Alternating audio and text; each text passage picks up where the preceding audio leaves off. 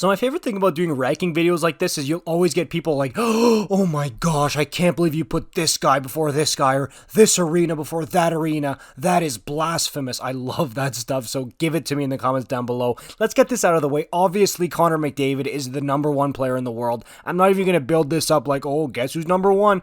Obviously, it's 97. He's out of this world. He's the best player I've seen with my own two eyes. That's a done deal. You're going to want to hear who I have at number 2, though. Number 25, we have the Dallas Stars number 1 center, Roope Hintz. This guy is super fast. He's super underrated. He was by far the Stars MVP in this past playoff run here. Back-to-back 37-goal seasons, over 70 points. He's up in his prime right now, 26 years old. I think he's going to keep getting better, and he's got underrated hands. Man, does this guy have some skill. Up next, we have Mark Stone. When he's healthy, he's one of the best players in the world, and he's incredibly underrated. Everything he does, not just the takeaways. Yes, he's the takeaway king, but his game is much more than that. The reason he's in the bottom 20s here is his foot speed. He's not exactly the quickest player, but that hasn't stopped him in the past. He's nasty, and I'm glad he has his cup. Next up, we have the Carolina Hurricanes number 1 center. This guy, man, I'm telling you, Sebastian Aho, the second he put on that NHL sweater, it was like, whoa, who is this kid? People knew he was going to be good, especially from the World Juniors and that type of thing,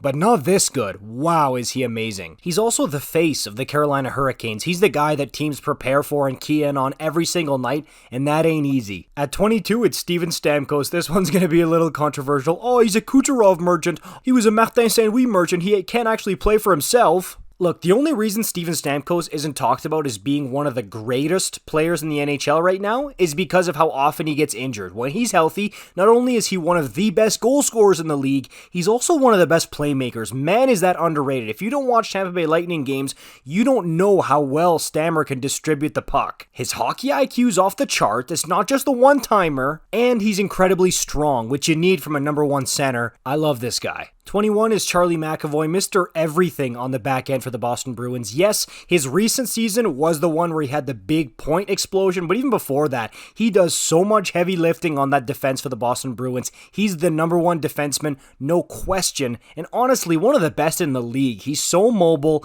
and I can't emphasize this enough, he does everything on the back end for the Bruins. At 20, we got Braden Point. We just talked about Steven Stamkos and how awesome he is and all the cool stuff he can do. Well, he gets to play the wing a lot of the time because of Braden Point. We just talked about Mr. Everything Charlie McAvoy.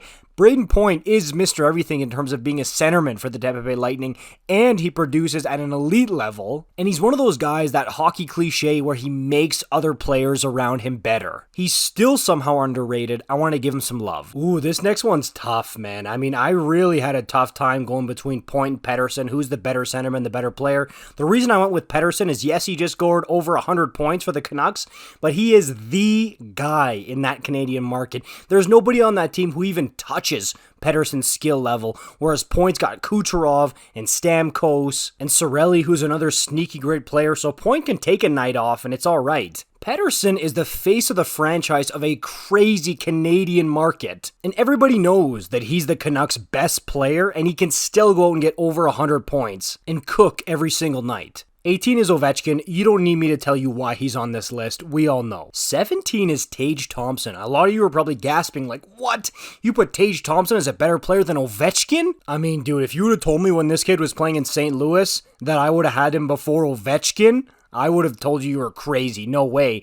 But man, this kid is the complete package. He's not just an elite goal scorer, but he's ridiculously strong. He has unbelievable hands, low-key one of the best sets of mitts in the entire NHL. And he's deceptively fast with those big, long, giraffe-like strides. I know there's Rasmus Dahlin on that team who is going to keep developing and going to get scarier and scarier every year, but to me, Tage Thompson's the cornerstone piece of that Buffalo Sabres franchise. At 16, Kirill Kaprizov is just from another planet. I mean, the second he came onto NHL ice, we heard this guy's name in whispers, like, oh, he might be in the Calder conversation, even though he's coming from the KHL. We're like, who is this guy? He came, and I was like, wow, this talent. How is this the first time this talent has been on NHL ice? He is such a dynamic offensive superpower. He is the straw that stirs the drink for the Minnesota Wild, and he's the reason they've even been able to contend in the playoffs the past few years. Without him, they would be dead in the water. 15 is Mr. Gritty's at his own wedding, Mitch Marner. The only way I can describe this guy is when he's on,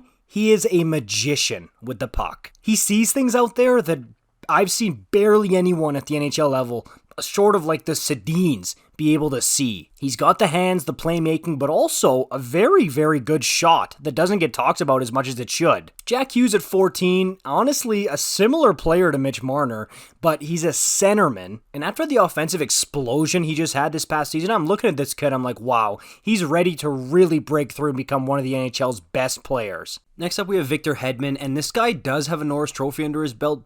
I'll be surprised, only one Norris Trophy, because without this guy, plain and simple, Tampa doesn't win those cups. He's the quintessential number one defenseman type guy that a team, in my view, needs to win a Stanley Cup. Now at 12, the reason I have Josi higher than Victor Hedman is that I think Josi does everything that Victor Hedman does, but has more talent offensively. And he's the captain, the guy that teams key in on when they play against Nashville, whereas Hedman, I mean, I'm not going to say he hides behind guys like Stamkos, Kucherov, and Point, but it's nice to have. At number 11, we have Mikko Rantanen, or like Pierre Maguire used to say, Mikko Rantanen. I wonder if people know truly how good this guy is. I mean, if you were to key in and say, I'm going to watch the next 5 or 10 Colorado Avalanche games, I guarantee you would come out of there thinking, whoa, Rantanen is special. And he's had consistently very productive offensive seasons. Yes, there was that one year where he led the league in scoring for like half of the season.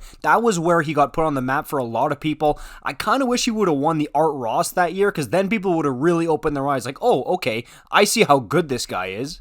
But he's just that perfect mix of finesse and power. And at 10, we have Jason Robertson of the Dallas Stars. Now this guy, the God-given talent that was given to him is insane. Like, it's not just the shot. Yes, the shot is incredible, but if you were to ask me after the obvious ones like McDavid, draisaitl, Kucherov, who is the most likely to put up 130 points, I would give it Jason Robertson's name. Now that being said, I think at 9, David Pastrnak is the straw that stirs the drink for the Boston Bruins. Yes, I know people are going to point out what I said and think, oh well, isn't he hiding behind guys like Marchand and Bergeron? That's why other guys on the list are lower. But even like, let's look at Brad Marchand, who's a great player in his own right, but if you look at his point totals before David Pastrnak and after Pasta joined the Bruins and started playing with them, you see a big difference. This guy is just the definition of dynamic. At number 8, we've got good old Matthew Tkachuk. Now, originally, I wanted to have this guy higher on my list, but then I just started being like, no, I can't rationalize in my brain putting Tkachuk over this guy or that guy. Because yes, let's be honest, he has back-to-back 100-point-plus seasons, and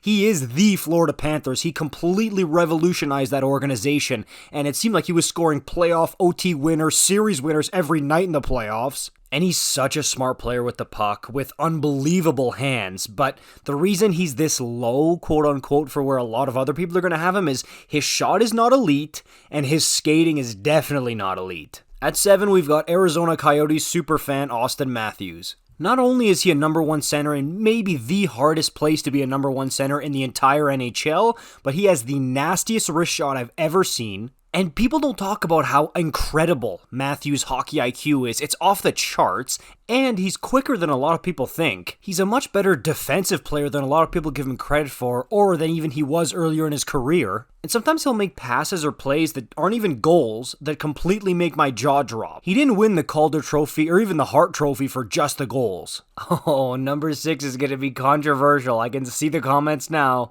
Sidney Crosby. Look, I love Sid, and I think there was a long time in the NHL where he was by far the best player in the league, no question. But the NHL is just getting so skilled, and the kids that are coming up these days are ridiculous. They're unbelievable. So as Sid crept into his 30s, it was inevitable that he was going to get passed up by a few guys, not just McDavid. Now that doesn't mean he sucks or that he's not elite anymore. He totally is. He's just not in the top 5 best players in the league anymore. Like, a lot of people will point to the Stanley Cups or the Golden Goal. When did that happen? When he was the best player in the NHL.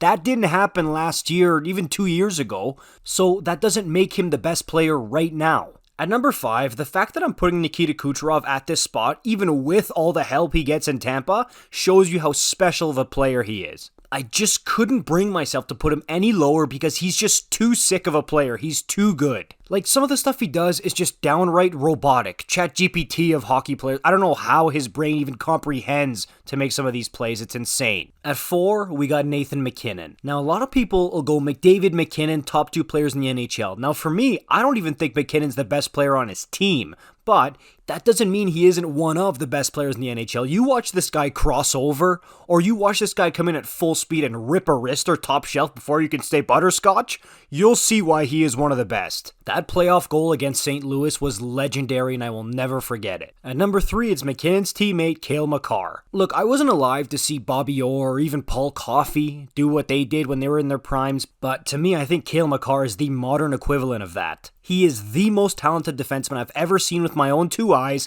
and from the second he stepped in against the Calgary Flames in the 2019 playoffs, talk about pressure, he has been one of the best defensemen in the world. That NHL 24 cover is well deserved. And at number 2, we have, drumroll please, Leon Draisaitl. Now, for all the people who are going to come out and call me, oh, you're just an Oilers fan, oh, he's carrying water for the Oilers, I'm a Flames fan, okay? And I'm still mad about how they beat us in the 2022 playoffs.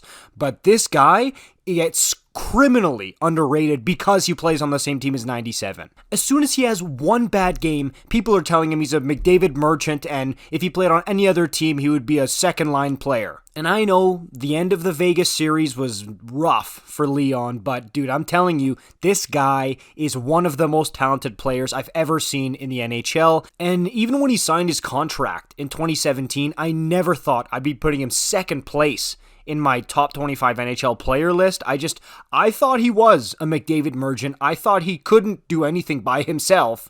But he can, man. I mean, and there's been times where McDavid's been injured and Draisaitl's had to carry the load, and he's done it amazingly. Not only is he a franchise player by himself without 97, there have been some seasons in there, like when he won the Art Ross and the Hart Trophy, that he shows that, hey, I'm the guy right now. Not the secondary guy after Connor, I'm the dude. And look, this past season, obviously McDavid put himself on another planet that nobody else can touch. But before that, if Draisaitl wasn't playing like the franchise player for the Oilers, he was the closest guy in the whole league to being as good as McDavid. And that's what I think he is. So let me know in the comments down below. I want to see your top 25 rankings. Who do you put where? What would you change from my ranking that I did here? Like, comment, subscribe. I'll see you in the next one. Let me know you want to see more of these videos in the comments down below. I'll keep making them if you want them.